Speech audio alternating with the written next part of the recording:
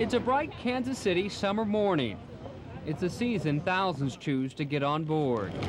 Seat number 66, 67, and 68. It means taking a seat to pass up concrete and the glass skylines of America. If you take a train ride, there's no rush, but there is a definite thrill in the ride that chugs, clanks, and snakes through the countryside, passing farms, small towns, and cars, while seeing what those who travel above never see.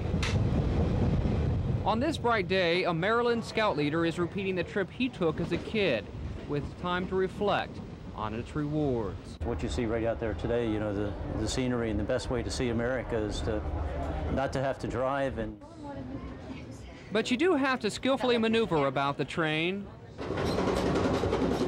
and its many cars.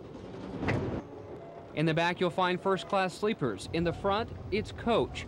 And for many families, both are comfortable and affordable. It was cheaper than flying or renting a car. I mean, from Albuquerque to Illinois, that's a long way. There's plenty of freedom, room for kids to color, passengers to read, to stitch, to walk, or to even snooze. A lorry party of 3 to the diner, please. The tables are ready. And there's no shortage of food or company in the full-service dining car. Dessert for anybody?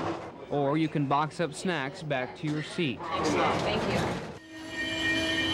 Ladies and gentlemen, I'm looking to trip you about Galesburg, Illinois. And along the way, the train breaks at small-town depots to pick up more passengers along its journey. Have a good trip.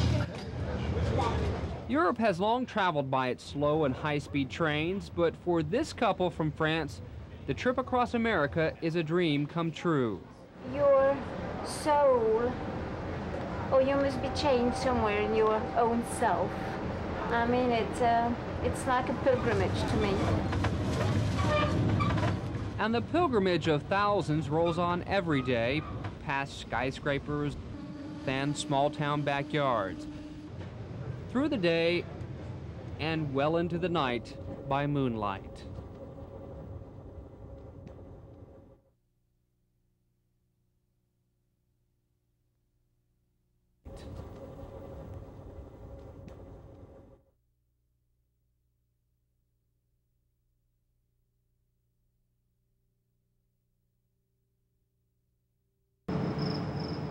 It's the dead of night, and the only action is the flickering glow from a Main Street intersection. This is Newton, Kansas, just north of Wichita. And a good 3 or more hours drive for most Oklahomans who want to pick up the train. It doesn't arrive till after 3 in the morning. But the signs are good that Oklahomans may not have to endure pitch-dark train pickups for too much longer. Oklahoma is looking at 2 routes. The first is reviving Amtrak's old Lone Star route through Oklahoma City up the I-35 corridor. Potential passengers, 100,000. The other puts rail service between Oklahoma's 2 biggest cities, which could attract more than 50,000 passengers a year. It's really up to Oklahomans to decide what service they want to have and how. And Mark Maglieri says reduced federal aid means Amtrak needs a strong commitment from Oklahoma. We certainly can't do this without some level of assistance, both from the state of Oklahoma and from the communities along the line. I want a first-class rail passenger service. Midwest City State Senator Dave Herbert is the driving force behind the state's new task force for passenger rail service. The cost, he says, is too cheap to ignore, about $10 million a year. For the cost of 2 miles of interstate highway in an urban area, you're going to have rail passenger service. Even if Amtrak and the state don't strike a deal, the state has already taken steps to build its own passenger line, if it has to, between Oklahoma City and Tulsa. The state is working up a contract right now to buy the Burlington Northern Santa Fe line for a reported $10 million, but likely it will go for a lot less. Herbert says that gives the task force lots of options. Is it better for us to own our equipment? Is it better for us to lease the equipment? Or is it better for us to just contract with an operator such as Amtrak or some other short line operator just to run the train between Oklahoma City and Tulsa?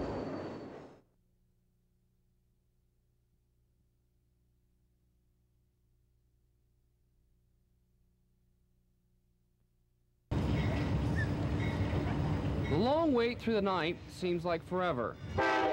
And then the train horn finally pierces the silence in the small town of Newton, Kansas. I'm going to carry this. 4-year-old Spencer Cunningham is awake and shivering with excitement as the train chugs in.